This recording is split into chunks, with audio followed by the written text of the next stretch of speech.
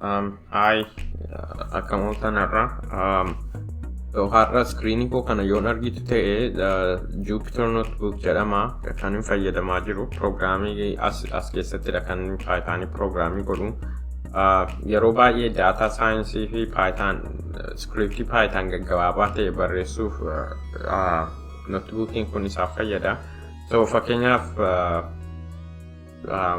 pirogiraamii salphaa ta'e barreessuuf fakkeenyaaf liistii kireetii yoon godhe 1 2 3 jedhee raanii gochuu nan danda'a asitti raanii gaafa godhu yookaan immoo control plus shift yoon control plus shift yoon godhe yookaan shift plus enter yoon jedhe raanii naa godha akkasitiin shift plus enter yoon godhe so printii gochuun barbaade liistii kommoo list jedheemuun executing godha yookaan asitti raanii gochuu nan danda'a raanii yoon godhe akkasitiin display naa godha so programmiin kun Jupyter Notebook jedhama akkamittiin akka downloadii godhatanii install gootanitti fayyadamtan isin agarsiisa an already qabaa garuu amma step ta'etti isinitti agarsiisa so jalqaba Google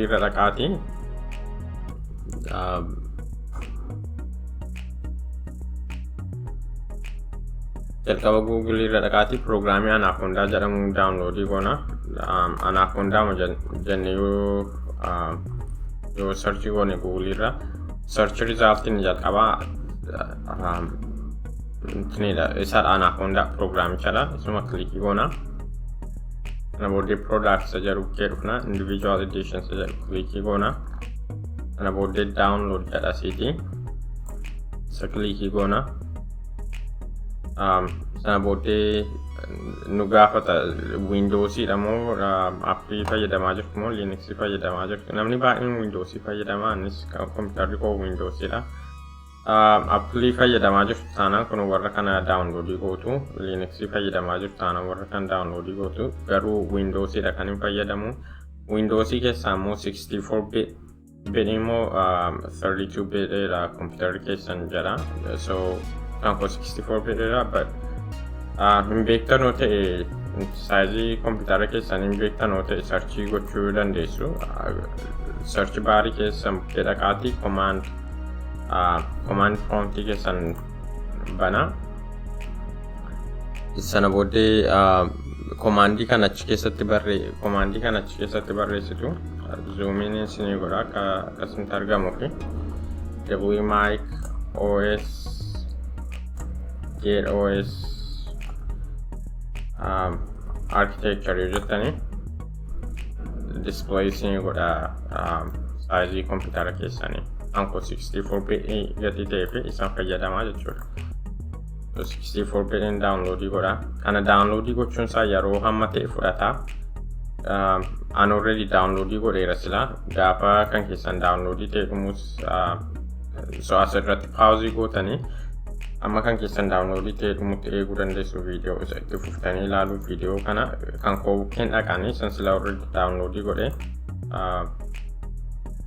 sana booddee double click irratti godha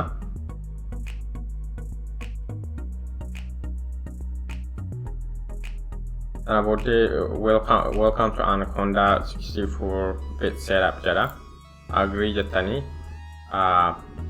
agree jettanii wanta tokkoon jijjiirina an already install godhadheera gatii ta'ee fi itti fufee irra deebi'ee install gochuun barbaadu hunda isaa agree jedhaati next jedha next akka kanaatti kan isin argisiisu agree jedha default setting isaa homaan jijjiirina so basically kun akkuma software ma kamiyyuu taraa download gootanidha jechuudha waan adda ta'e hin qabu so akkasitiin install godha install ta'eera amma download ta'eera amma install gochaa jira akkasitiin install godhaati fixaa jechuudha sana booddee akkamittiin akka Jupyter Notebook banatan immoo isin argisiisa jechuudha an kan koo already install ta'eera gati ta'ee fi kana cancelling godha isin garuu itti fuftanii install gootu asitti agree jettanii itti fuftanii install gootu jechuudha so takka install ta'ee gaafa dhumu search baarii keessan bukkee dhaqxanii Anaconda hojjettanii kana sinii fida. Anaconda prompt jedha. Anaconda user interface isaa kan fayyadamtan sinii fiduu danda'an. User interface isaan fayyadamu yeroo baay'ee user interface qabu jechuudha. Isaan fayyadamu Anaconda promptiin fayyadamanii Anaconda prompt jedhu keedhaqa. Sana booddee Jupyter notebook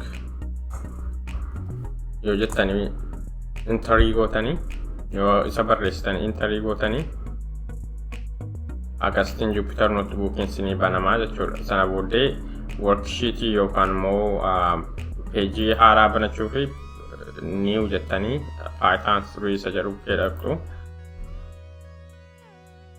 Sana booddee sinii banamaa jechuudha. So kun takka erga sinii banamee booddee as keessatti piroograamii gochuu dandeessu.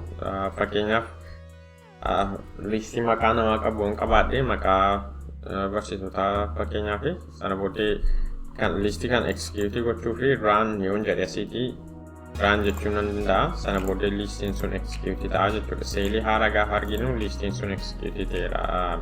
Koodiin seelii isa dura jiru keessa execute ta'eera jechuudha. Listii kana display gochuuf immoo karaa lamaan display gochuu nan danda'a. Print list jedhee asitti raanii gochuu nan danda'a. Listii akkasitiin printii godha.